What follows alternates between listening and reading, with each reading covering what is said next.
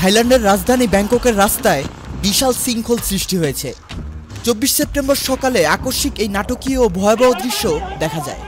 কর্তৃপক্ষ জানিয়েছে, শহরের কেন্দ্রে বাজিরা হাসপাতালের সামনে পরিস্থিতি নিয়ন্ত্রণে দ্রুত কাজ শুরু হয়েছে। যানবাহন চলাচলে ব্যাঘাত ঘটেছে।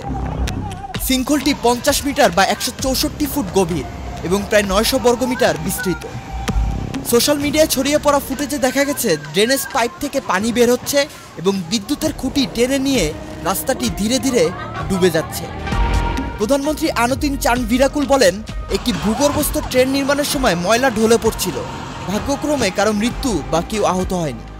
ব্যাংককের গভর্নর চাটচাট সিত্তিপুন বলেছেন, হাসপাতালের কোনো সমস্যা নেই, তবে সেখানে অবস্থিত একটি পুলিশ স্টেশন নিয়ে আমরা চিন্তিত।